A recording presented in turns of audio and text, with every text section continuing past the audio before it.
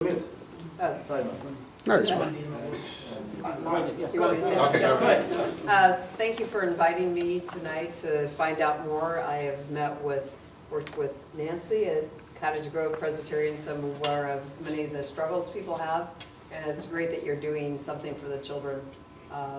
There's so many things that are going so wrong in so many places, and to be able to help support them, getting them just the basic things they need. I applaud you in taking on this effort and trying to raise awareness. Nancy. I say something.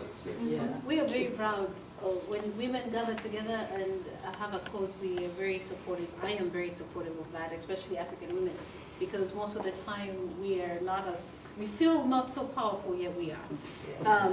When we talk about our kids here, it's very personal for us. We've lost so many kids. And I think not just today, we need to actually set up another meeting, we come together, because for any child that we lose, it's our son, our daughters that we're losing. So we're very supportive of that. And Connie's in the city council.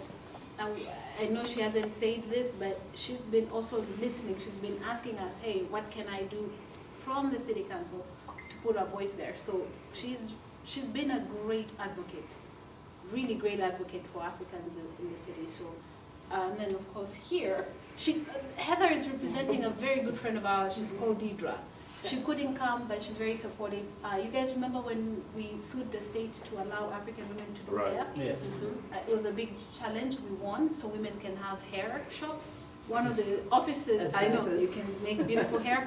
One of the people, what Deidre is trying to do, she's running for Secretary of State office. In that office is where, like, if you want to start a business, you can go register there. We want to make sure that we're putting in somebody like her who understands what you guys are going through. So that's why I'm trying to bring these friends of ours so that they know they're speaking for you guys, because you're their vote. So thank you again for having us. Thank you.